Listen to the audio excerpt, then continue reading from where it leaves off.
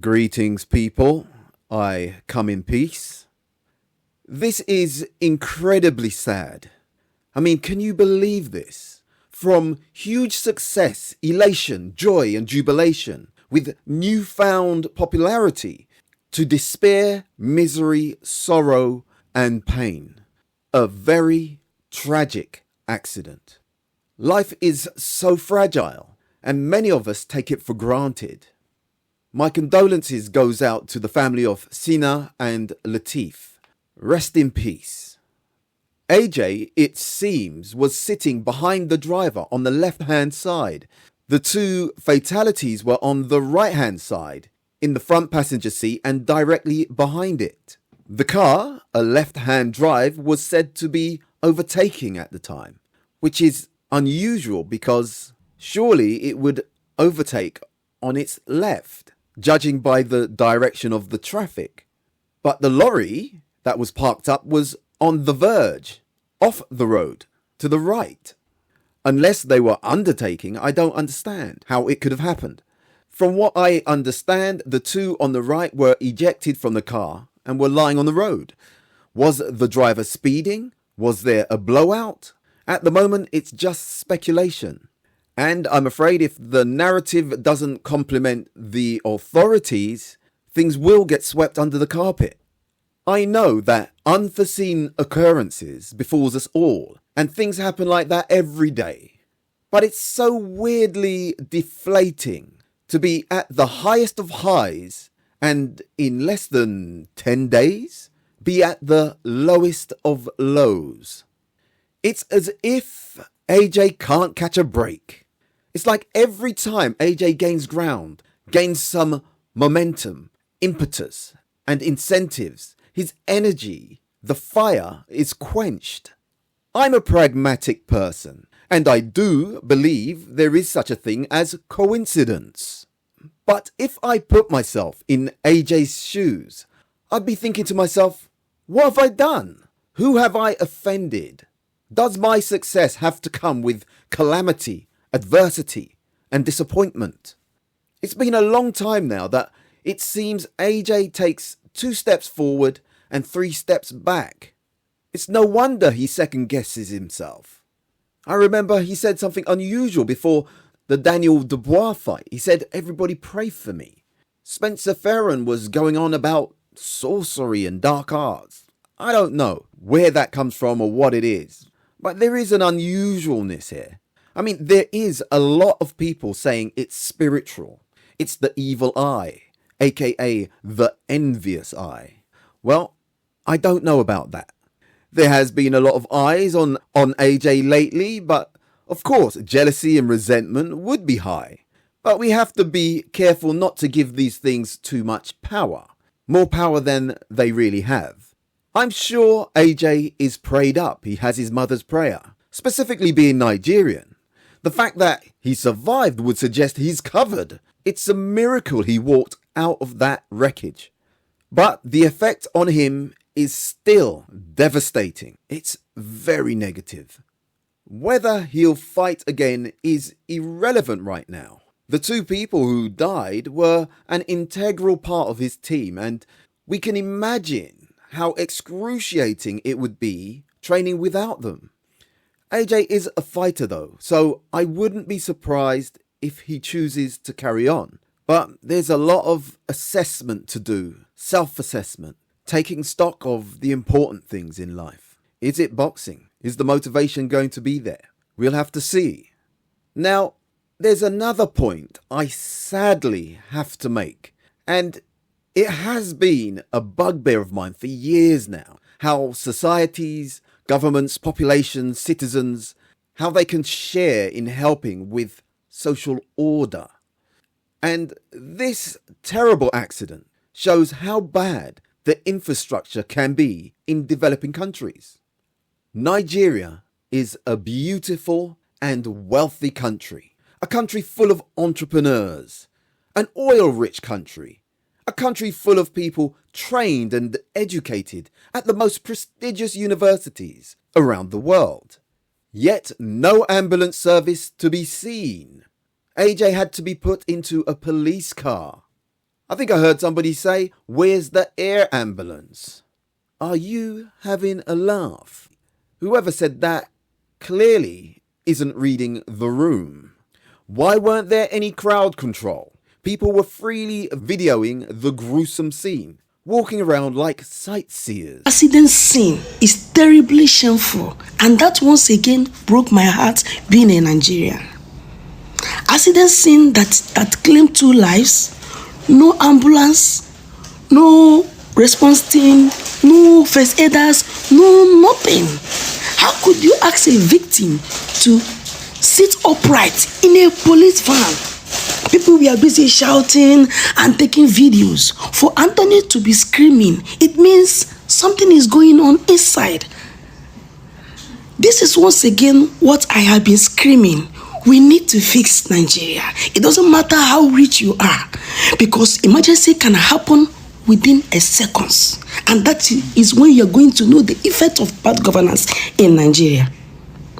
How can you have... What about the forensic collision investigators or forensic vehicle examiners to identify, preserve and record all physical material which could be relevant to the circumstances of the collision, ensuring appropriate material and topography is photographed and supplemented by video recording?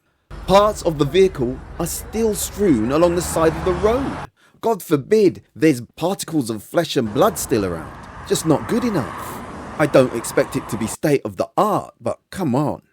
Now you've got this official saying that there were ambulance there, or they were there, in 3 minutes. Is it a deliberate scenario where FRC don't usually have emergency ambulances or such services? When you talk of emergency ambulances and the response to road traffic crashes in Nigeria today, can say we have the top notch when it comes to FRC activity. And I can boldly mention that that corridor where this crash occurred, we have more than 5 emergency ambulance points there. Were they involved? Were they part of the response team for that accident? And immediately within 3 minutes, because the patrol team were at the other side of the road, that's inward. When you talk of emergency ambulances and the response to road traffic crashes in Nigeria today, can say we have the top notch when it comes to FRC activity. What? An ambulance wouldn't be on the scene to any incident anywhere in the world in 3 minutes, even if it was 100 yards away from the hospital. What ambulance is this man talking about? Is this man aware that the scene was being recorded? He's covering his ass clumsily, blatantly lying. What he's essentially saying, we shouldn't believe our own eyes then.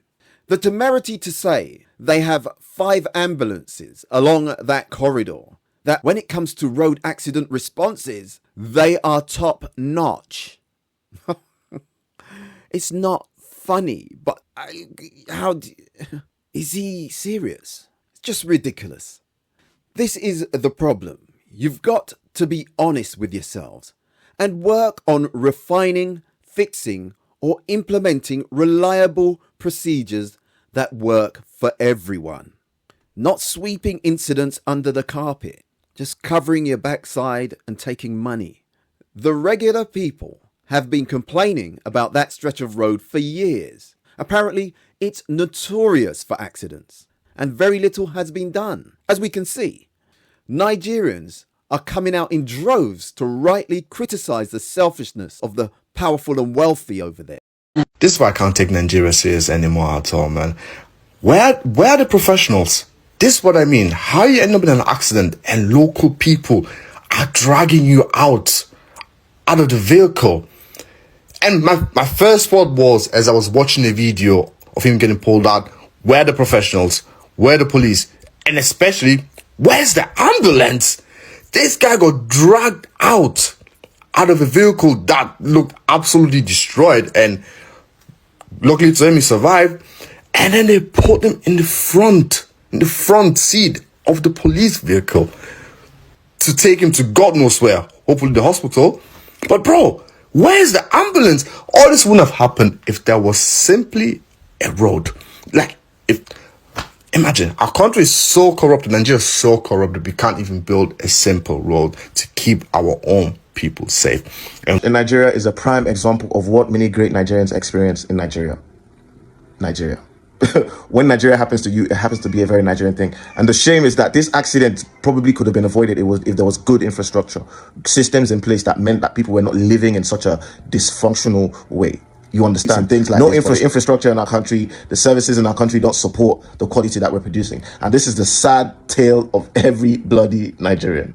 Do you know how many Nigerians didn't flourish until they left Nigeria? It's a shameful thing to say about your own country. Like, it's getting to a point where it's just ridiculous. Of course, he had an accident in Nigeria. The man has just won a fight, made loads of money, been discovered by America, all of these good things happening, and then you put Nigeria in the mix. A Nigerian woman said if someone with AJ's stature and wealth is not able to receive immediate medical care, the rest of us are screwed. She used a more fruity term, but you get the translation. I think AJ needs to get back to England pronto, quickly, to receive more intensive medical care. Not because of the lack of expertise or competence, but the lack of resources, bankroll, financial contribution to their own nation. It seems like the government spends the minimum it can get away with on its own people and infrastructure. Now, embarrassingly, it's exhibited for the world to see. Maybe shame will encourage them to spend more money on their framework. It's not about nice cars and beautiful apartments in the capitals of the world. It's about investing in your own infrastructure, the well-being of your own people, and maybe you'll be able to halt the brain drain. Nigeria is known globally as the giant of Africa for its massive population and economy, a cultural powerhouse with vibrant Nollywood films, which is the second largest in the world. It has a strong literary tradition, an emerging technology and creative hub for innovation in Africa, with a growing digital ecosystem, Afrobeats, music, art, and as I've said, an abundance of natural resources. Not only crude oil, but natural gas, coal, tin.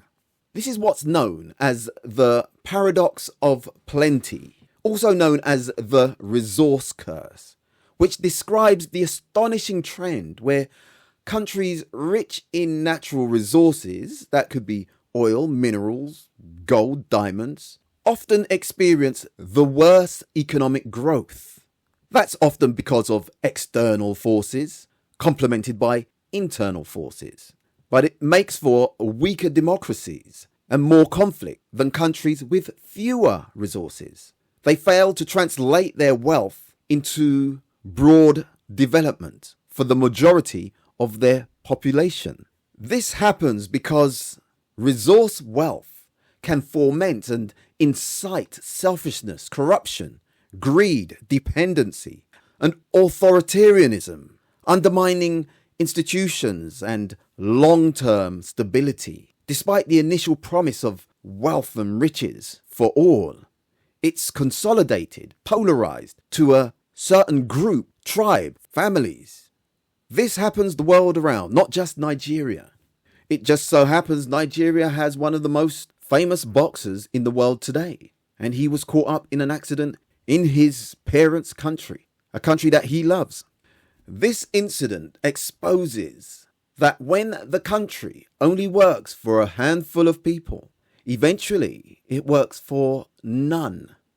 Once again, my thoughts and prayers go out to the deceased and their family, and to AJ. It does crystallize in our minds just how precarious and transient our time is. No money or wealth can prevent our rest. As King Solomon said, it is all vanity. Yet, when I surveyed all that my hands have done and what I had toiled to achieve, everything was chasing after the wind. Anyway, thanks for listening. Wishing you all peace of mind, and thank you. I hope none of you lot not work in Black Magic and Anthony Joshua. How could he involve in a car crash in Nigeria? Nigeria, stop!